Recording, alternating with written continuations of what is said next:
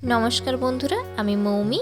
আপনাদের সামনে আমি আবারও হাজির হয়েছি ভিন্ন স্বাদের এক রেসিপি নিয়ে, যেটা আপনারা ট্রাই করতে পারেন পরোটা, রুটি, লুচি বা পুরির সঙ্গে। এই রেসিপিটা হয়তো আপনারা অনেকেই বাড়িতে তৈরি করেন। এই রেসিপিটা আমি সার্ভ করেছিলাম সাবুর লুচির সঙ্গে। সাবুর লুচি রেসিপিটা আমার এই চ্যানেলেই দেওয়া আছে, আপনারা চাইলে দেখে নিতে পারেন। ভিডিওটা শেষ পর্যন্ত দেখার অনুরোধ রইল।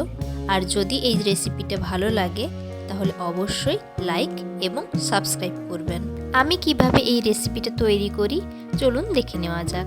সাদা আলুর তরকারি বানানোর জন্য আমি প্রথমেই দুটো মিডিয়াম সাইজের আলু এইভাবে ডুমু ডুমু করে কেটে ধুয়ে পরিষ্কার করে নিয়েছি।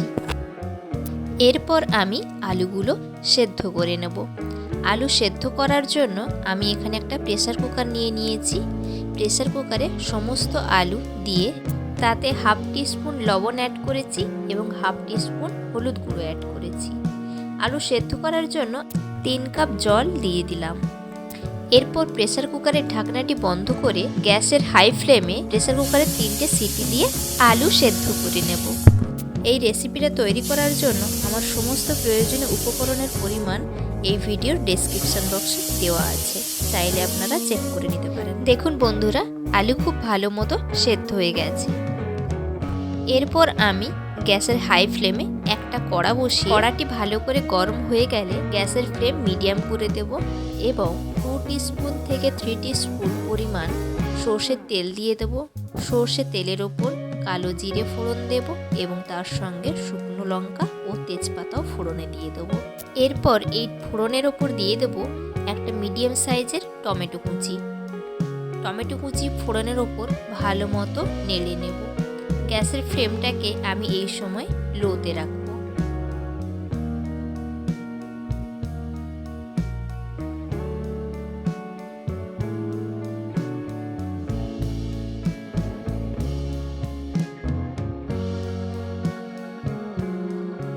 এখন আমি দিয়ে দিলাম একটা চেরা কাঁচা লঙ্কা। আমি এখানে একটা কাঁচা লঙ্কা অ্যাড করেছি, আপনারা যে যেমন ঝাল খাবেন তেমন পরিমাণে লঙ্কা দেবেন। এরপর আমি দিয়ে দিলাম সেদ্ধ করে রাখা আলু এবং সব কিছু ভালো মতো নেড়ে নিলাম।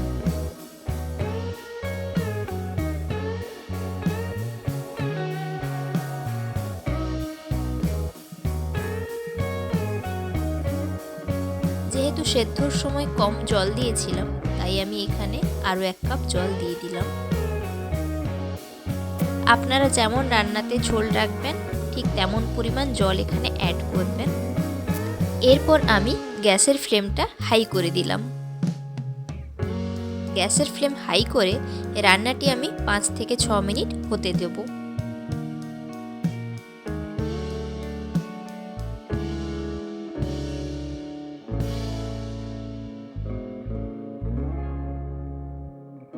সাদা আলুর চচ্চড়ি রেসিপিটা করার সময় খুব সুন্দর একটা মিষ্টি গন্ধ বেরায়। এখন ঠিক আমি সেই গন্ধটাই পাচ্ছি এখানে রান্নার সময়। আপনারা দেখবেন যখন রান্না করবেন এর সুন্দর একটা স্মেল বেরায়। এরপর আমি এখানে দিয়ে দিলাম 1 টিস্পুন চিনি। আপনারা মিষ্টিটা অবশ্যই নিজেরা পছন্দ মতো দেবেন, যে যেমন মিষ্টি খাবেন তেমন পরিমাণে চিনি দেবেন। এই সময় আপনারা নুনটাও চেক করে নেবেন। রান্নাটি দেখুন প্রায় হয়ে গেছে। এখন আমি গ্যাসের ফ্লেম লো করে 1 থেকে 1.5 মিনিট রান্নাটি হতে দেব। রান্না থেকে তেল ছেড়ে গেলে গ্যাসের ফ্লেম বন্ধ করে দেব। দেখুন বন্ধুরা, রান্নাটি হয়ে গেছে। এখন আমি সার্ভ করব। এই রেসিপিটা আপনারা গরম গরম পরিবেশন করার চেষ্টা করবেন, খেতে আরও ভালো লাগবে। এখন যারা নতুন বন্ধু আমার এই রেসিপিটা দেখছেন তারা অবশ্যই আমার চ্যানেল সাবস্ক্রাইব করবেন, যাতে আমার সমস্ত নিত্য নতুন রেসিপি সবার আগে আপনাদের কাছে পৌঁছে যায়। আবারও দেখা হচ্ছে নতুন কোনো রেসিপি নিয়ে। ততক্ষণে আপনারা ভালো থাকুন, সুস্থ থাকুন। নমস্কার।